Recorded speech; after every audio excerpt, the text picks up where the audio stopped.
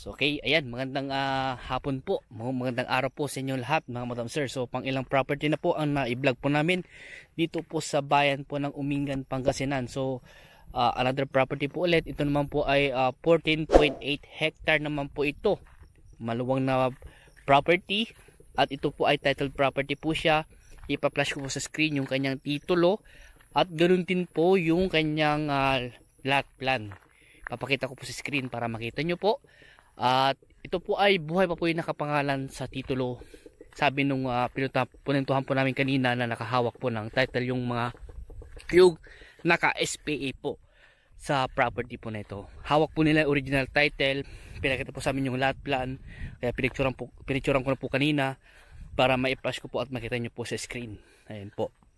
So, itong property na to ay 14.8. Sabi ni nanay sa amin, doon daw simula ng property.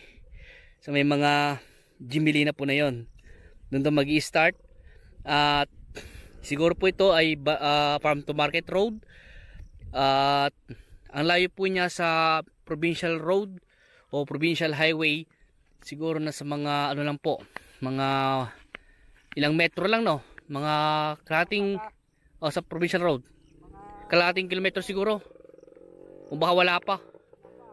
Ayan. So, dyan po mag-start daw sa mga Jimmy na po na yan. Ayan po, pag ganun po siya. At doon din daw po. Pag ganun din daw po. So, yun po sabi sa amin ni nanay tsaka si tatay. Sila po yung source po namin sa property na ito.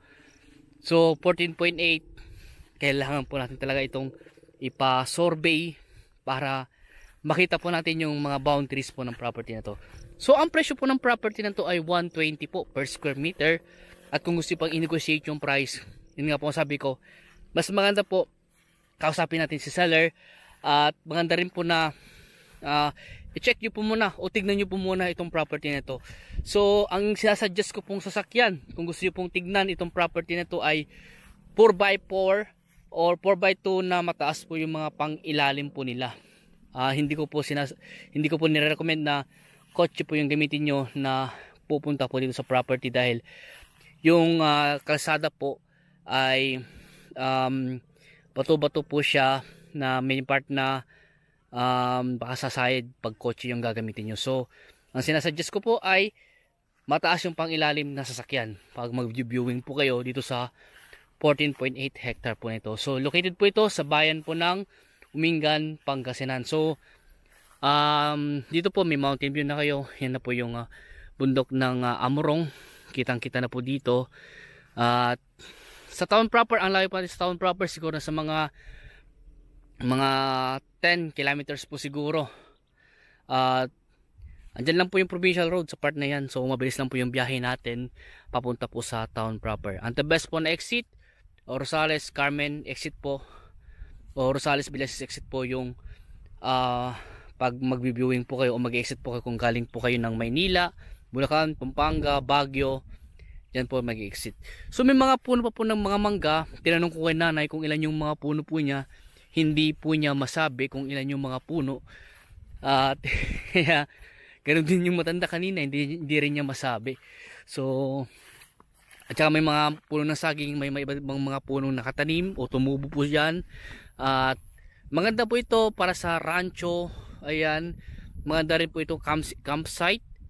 At ano pa maganda dito, yung mga gusto magtanim mga kalabasa. Yan, kasi ito alam ko tinatamnan ng mga kalabasa to eh. Mas mga gusto magtanim ng mga dragon fruit, mga fruit bearing, pwede po dito. Yung mga maraming alaga dyan ng mga hayop, ba naghahanap kayo ng lilipatan nyo o crowded na yung mga alagaan nyo ng mga hayop, baka ito na po yung isa sa mga i-recommend po namin sa inyo na property. Ayan. So limited po talaga wala po kami ibang maipapaliwanag sa property na to kundi yun nga lang, mga puno dyan, kung klaseng lupa, pa-slope po siya o pahili-hili po yung kanyang lote. At may mountain view, may mga part na overlooking naman, pero hindi siya gaanong yung talagang medyo mataas yung kanyang slope. Ayan. So hindi ko na po mapuntahan yung ibang part dahil medyo masukal po yung mga ibang part po niya, kaya sayang nga lang po lang drone video. Pero kukuha na po namin ito ng drone video pag okay na po si Boss Jason at pag naayos na po yung aming drone. So ulitin ko po, ito po ay 14.8 hectare. Ang presyo po niya is 120 per square meter.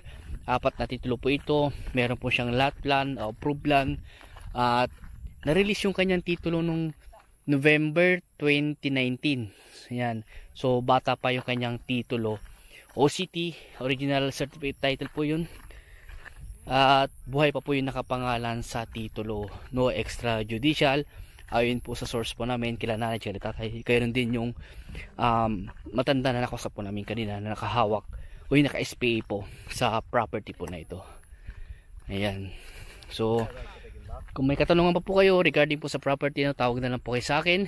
At kung gusto yung mag-viewing, mag-schedule lang po kayo para masamahan po namin kayo dito sa property at para maipakita po namin. At ganoon din po, makakasama po natin pag mag-viewing tayo yung yung naka-SPA po. So sila na po ang magpapakita sa inyo, o siya na po yung ano po sa atin kung ano yung mga boundary ng property nito. So atin na kasama natin na yan. Ayaw hindi kasama to. So yung property kasta nay pasjay.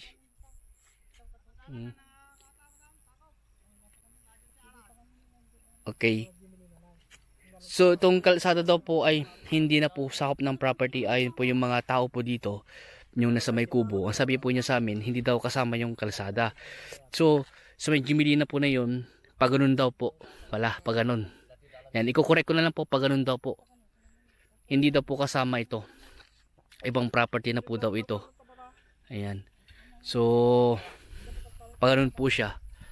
Hindi ko na po kasi mapuntahan doon sa part na yun kasi masukal po yung mga ibang part po niya masukal. Baka mamaya makaapak ako dyan ng nanunuklaw. Ayan. So kung gusto nyo palinisan, ayan, pwede naman po. At kung gusto nyo ipabakod po sa amin, kukontratahin po namin. Ayan.